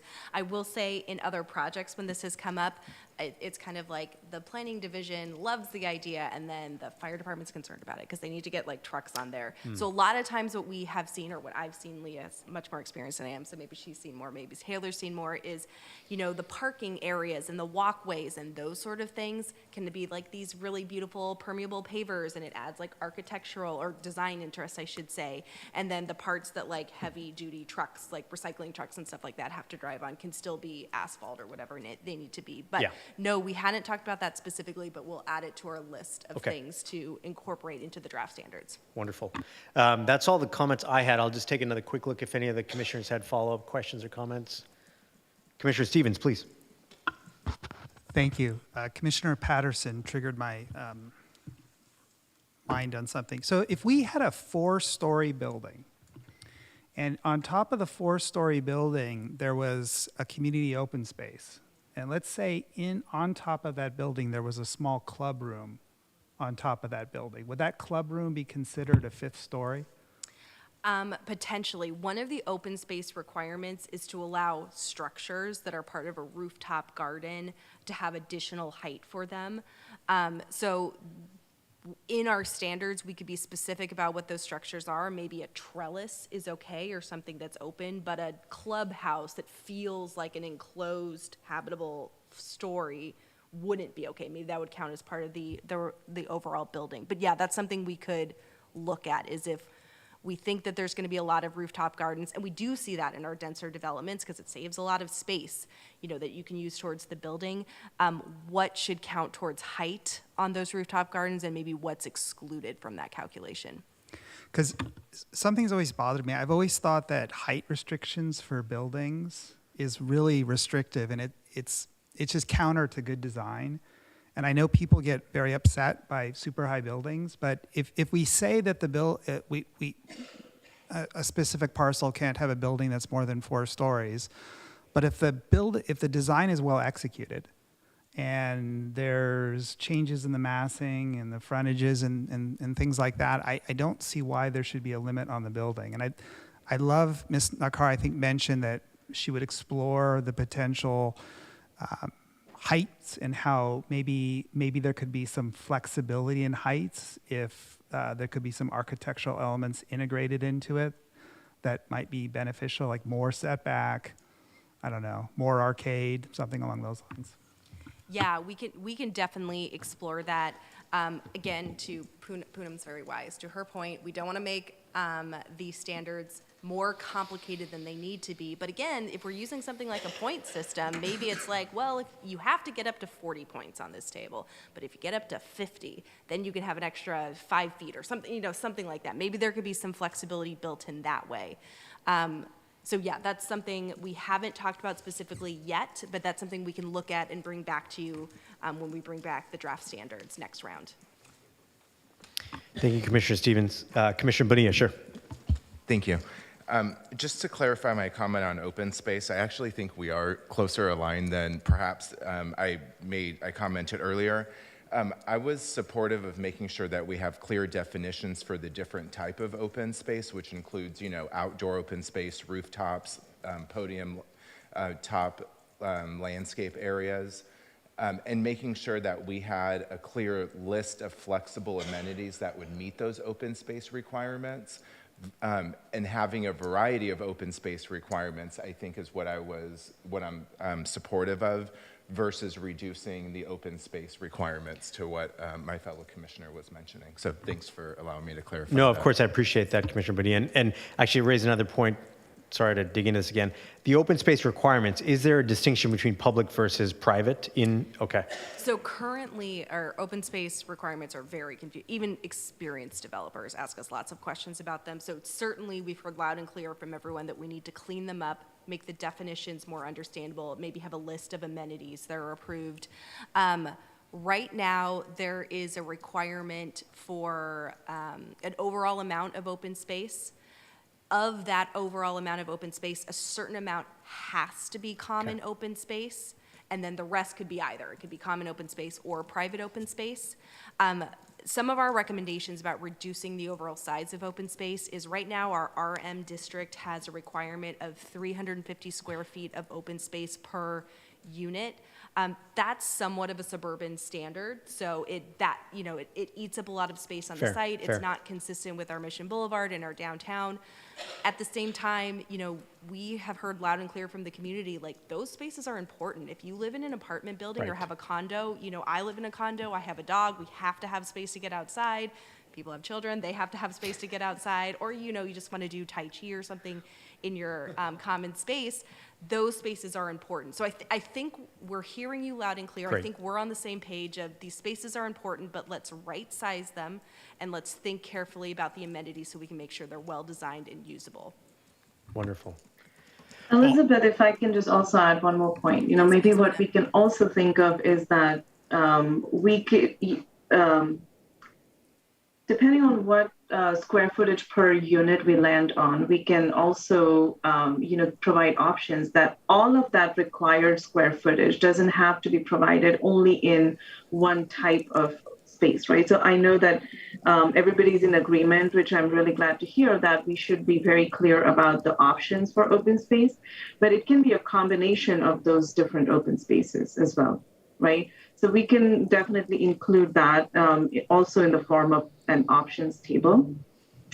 I wanted to pose one question, to all the commissioners, just to get your feedback on this one recommendation that we had included here for consideration was reducing the front setback to create more space for usable open space elsewhere on the parcel.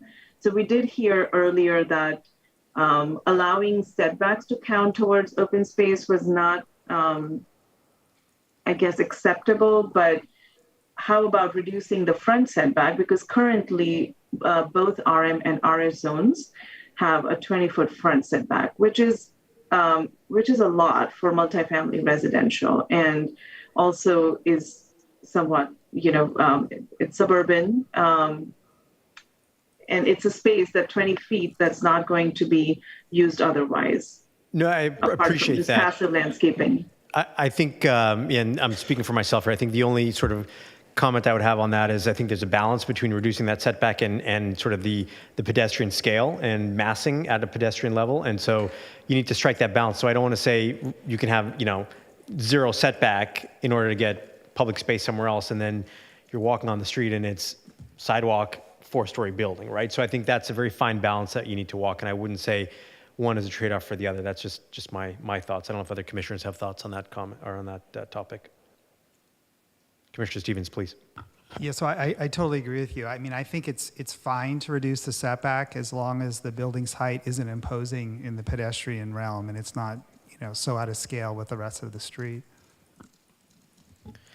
Well, Ms. Blanton, hopefully this discussion here is giving you some good food for thought. I appreciate all of the work that my fellow commissioners put into this work session, and appreciate the work that you and your team have done on bringing this to us. And we look forward to the standards as they develop. Thank you all so much. This has been incredibly helpful.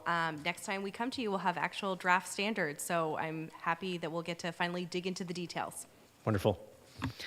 All right, so we'll go ahead and close the second item, that work session, and why don't we move on to our two last items of business. So the third item is approval of the minutes of the Planning Commission meeting on February 9th, 2023. Do I have a motion? So moved. I actually have a correction to Sure, the minutes. please. Do I do that now? Yes, Okay. please. So my correction is that on page 2, it states that Commissioner Patterson referenced attachment 1, requested further clarification, et cetera. My statement was actually that the Hayward's ordinances appeared less permissive, and it says more. So I just wanted to clarify that. Appreciate that clarification. Do we have a second with the clarification? I will of the minutes? second it. Wonderful. We have a motion. We have a second. Ms. Paras, can you call roll? Thank you, Chair. Commissioner Stevens? Yes. Commissioner Goodbody? Absent. Commissioner Bonilla Jr.? Yes. Yes. Commissioner Patterson? Yes. Commissioner Lowe? Yes. Commissioner Garg? Absent. Chair Ali Sullivan? Aye.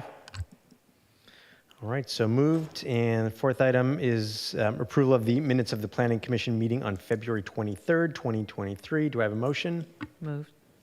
Second? Second. We have a motion and a second. Can we call for a roll call, please?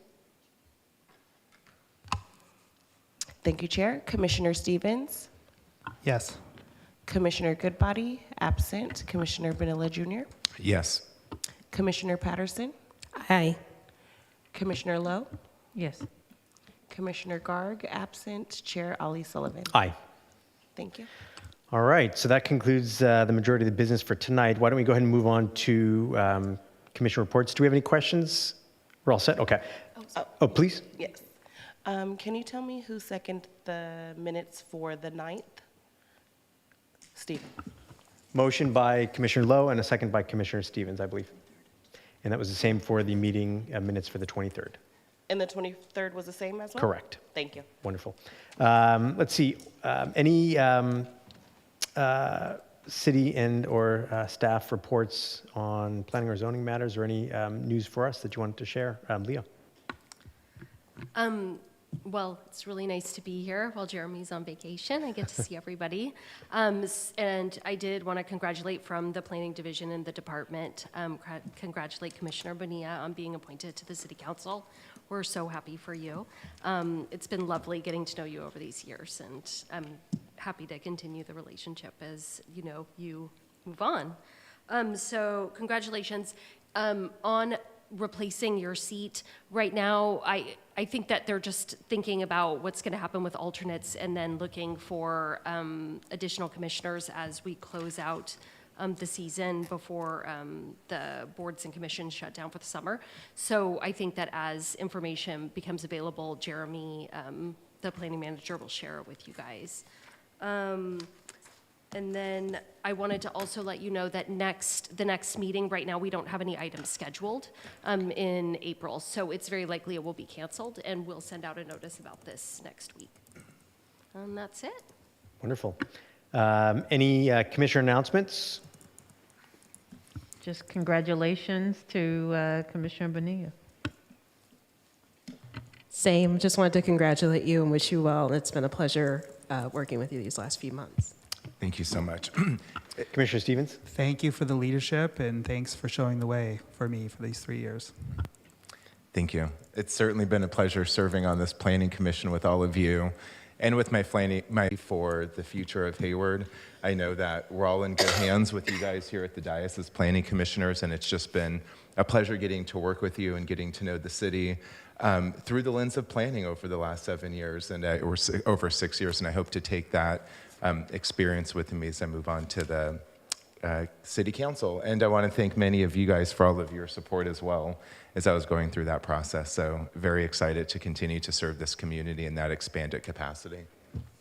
Well, you talked before I talked, Ray. I'm going to say Ray now because I think he's a friend. I wanted to just congratulate you as well for the appointment to the council seat. You'll be missed here at the Planning Commission. I hope you remember us little folks. But I also wanted to just thank you for being a mentor and a friend to me as I came on to the commission. I think you're a rare breed that has served the city for many, many, many, many years since your childhood days in public schools here. So your dedication to the city is not unnoticed, and I think the appointment was well earned, and look forward to seeing the work that you're going to do on City Council. So congratulations to you. Thank you so much. The last thing I did want to just make note, I wanted to recognize folks in the city that may be celebrating Ramadan this year. It's currently Ramadan. I'm celebrating Ramadan. So to any Hayward residents that are fasting, wanted to offer my sincere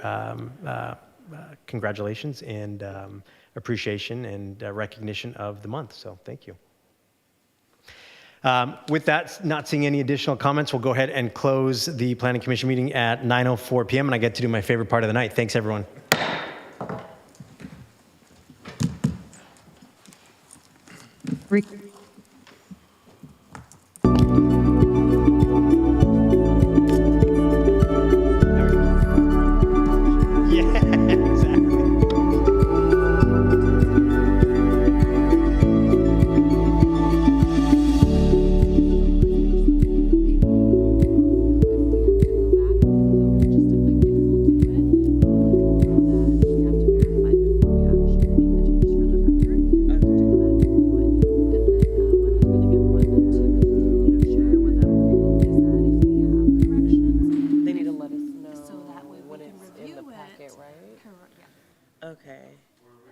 Sorry, let me just save this real quick because I don't want it to.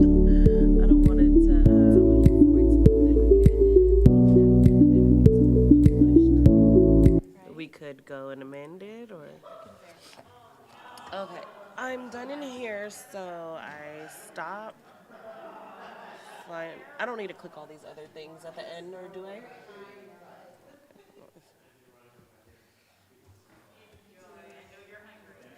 So should I have her go ahead and sign?